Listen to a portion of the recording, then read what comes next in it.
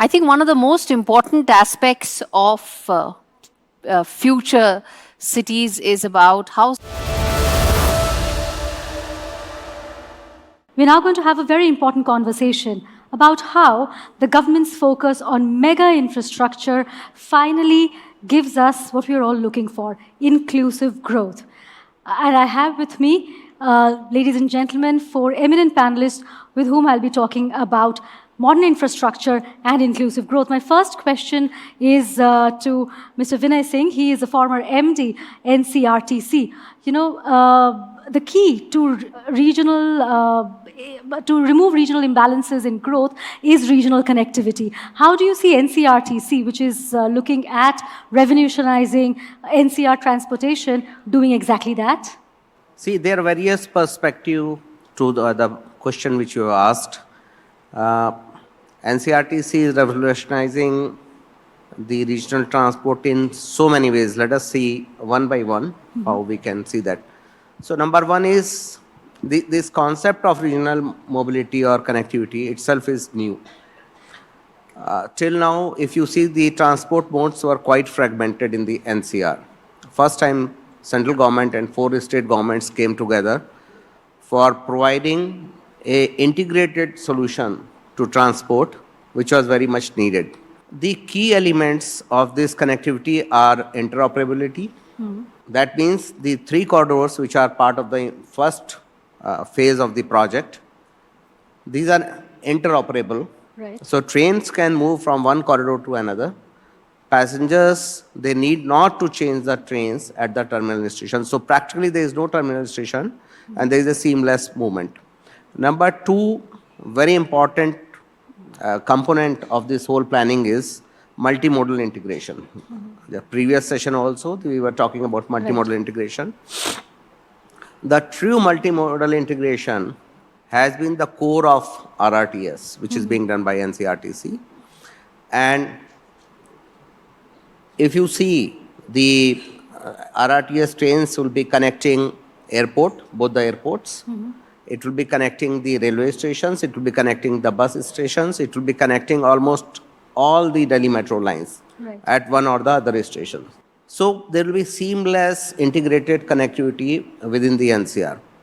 If you see from the perspective of air pollution and sound pollution, then these trains are electrified trains. So there is no pollution from air pollution from these trains. And these trains will be removing almost like 1 lakh private vehicles from the roads. You can imagine that what kind of reduction in the pollution will take place. Right.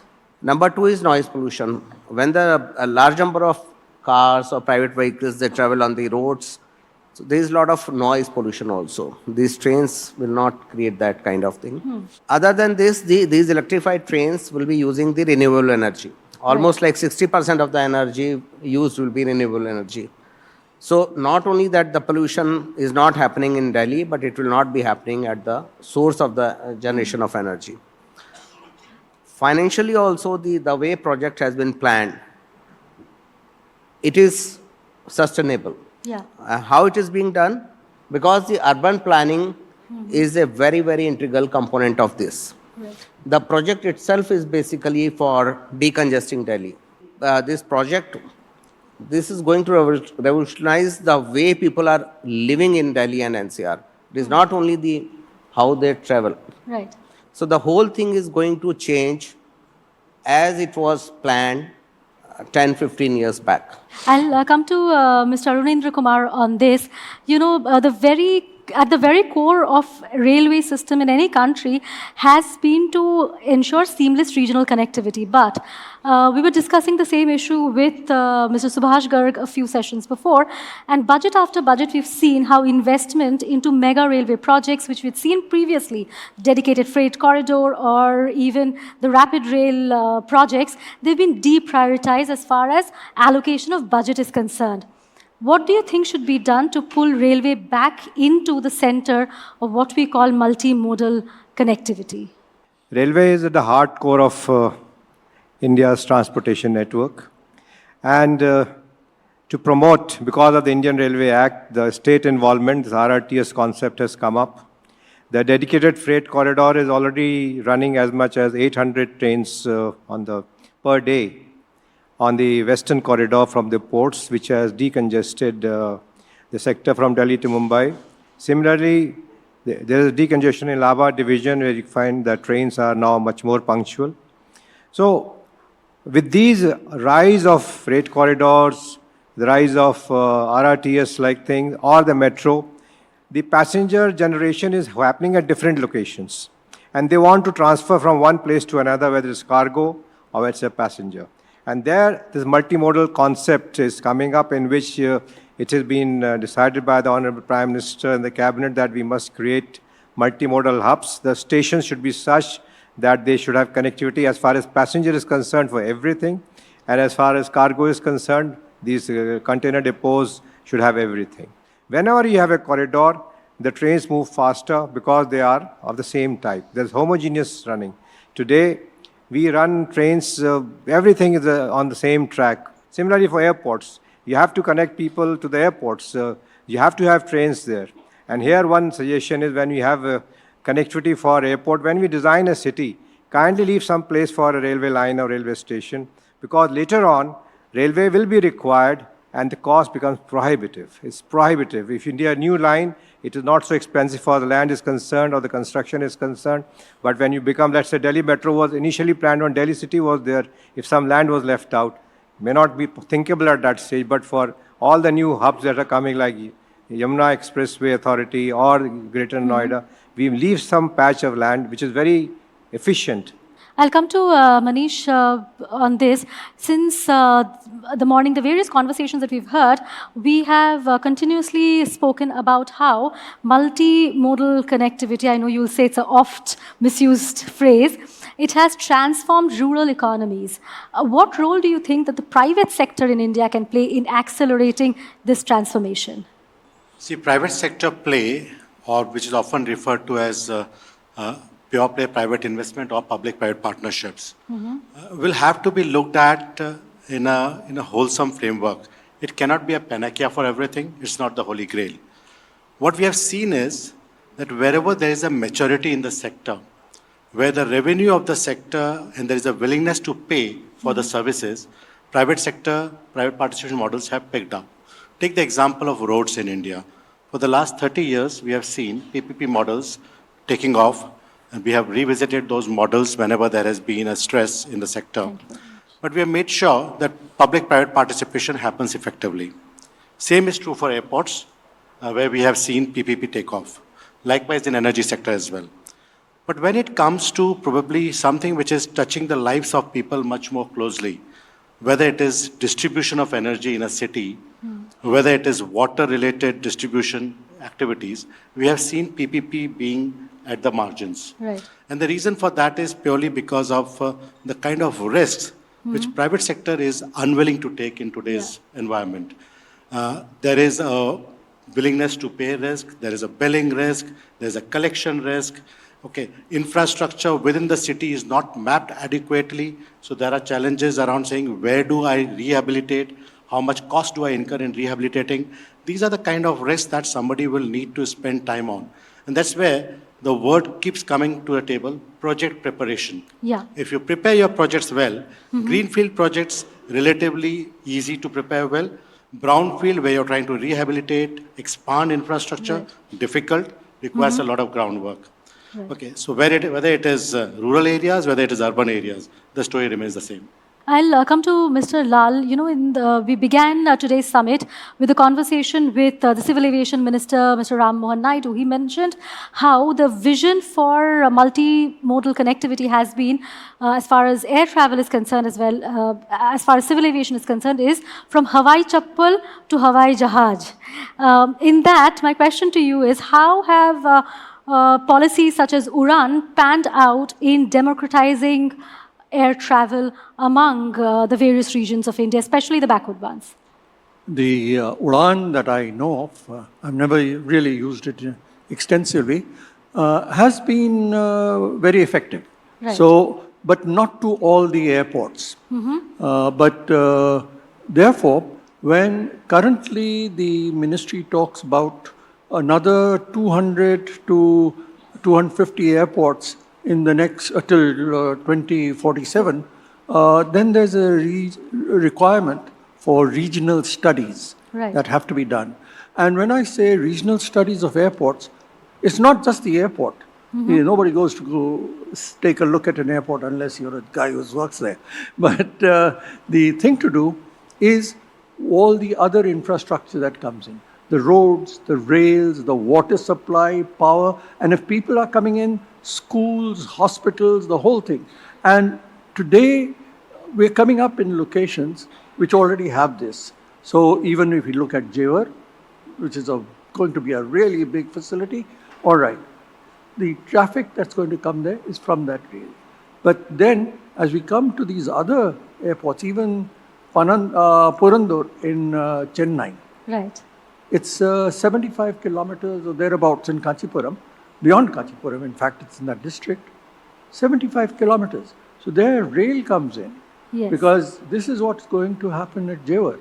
Narita serves Tokyo, is 60 kilometers from the city. High-speed trains, regular trains, buses, a whole range of services. And all these will have to be looked at to come up with it. And a lot of it's going to be through PPP. As Manish just pointed out, PPP is going to be important for this very, very large. I'll come to you, Mr. Singh. We're talking about PPP. How has been your experience as far as private, partnership is concerned when we talk about NCRTC? So, NCRTC per se is a government organization. It is a joint venture of central government and the 4 state governments. Right. But at the policy level, we were very much conscious that we have to have a lot of participation by the private sector. For the first time in the country, NCRTC introduced a private operator, a Doshpan, for maintenance and operation of trains. So even the systems like signaling, track were handed over to DB for maintenance. Civil aviation. Yeah. The planes are being maintained by private sector, so which are very sensitive equipment. So we introduced that, and as the last mile connectivity and multimodal level integration level, also we brought in a lot of private sector initiatives. Practically in almost in all areas of project implementation and operation and maintenance, we could bring in private sector involvement, which is very, very essential, because government should work as regulator rather than as implementer. We are talking about, we just mentioned, Mr. Lal just mentioned the Noida International Airport, and there was a conversation with the CEO there, Mr. Schnellman, a while back, where the question that my colleague kept asking is last mile connectivity. On a good day, even from Noida, it will take anybody anywhere between 1 hour and 1.5 hours to get to the new Noida airport. Do you think that while planning this project, as Manish was mentioning, they should have perhaps, the policymakers should have made Indian Railway an integral part of this entire project? I know you become wiser after the event. That this should have happened. Like Delhi Metro should have been laid when Delhi City was announced in 27, something of that sort. No, that's right. The project of Jewar Airport is very well known. It's 70 kilometers from here. Anybody going that side must have good connectivity. To date, T3 connectivity has developed well by metro and by taxi, by roads. But it will take some time, as the reports are at least 10 years for RRTS to come up to connect Jewar. So you have to rely on the road. Roads are essential for growth. There's no two opinion about it. But for long time, continuous, you need rail. So I've been mentioning and insisting always that whenever you design any big connectivity project, leave some space for railways. Railways will need a land much less than a runway if you have to really go through. The situation demands you have to have tunnels, you have to have, everything is on the pillars, so it's expensive. And then you have to work out a reverse model. Look here, I want money, so I must develop city, suburban charge and other charges. The railway cannot earn from railway, you have to earn from the land. So this kind of things have been, everything becomes together.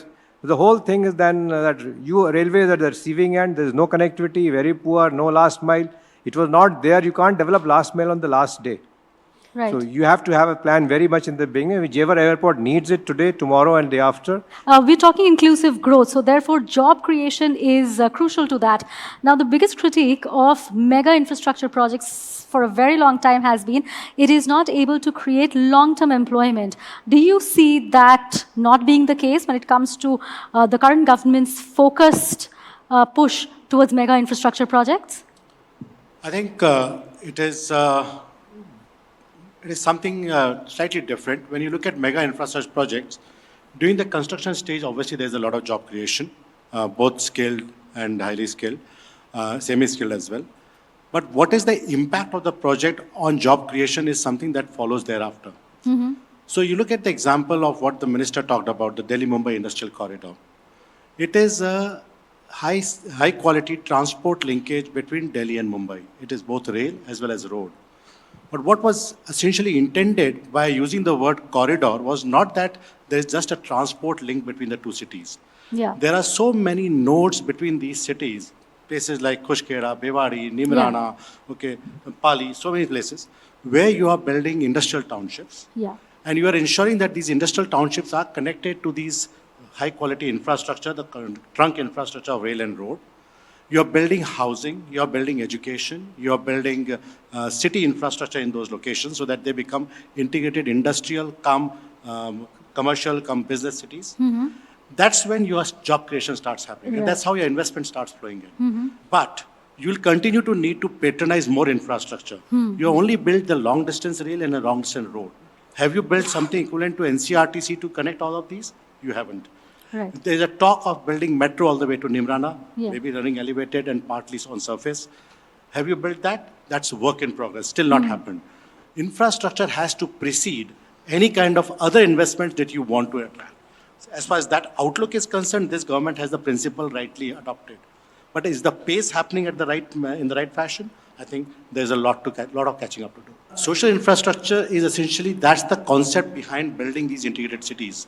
So a Nimrana, Kushkera, Bhiwadi, or a Greater Noida node, these nodes, or for that matter, Aurangabad node, they are essentially meant to be built as places where you ensure business, industrial, social, institutional, all infrastructure coming together, including logistics and distribution networks. Yeah. Thank you once again. Thank you very much. Thank you.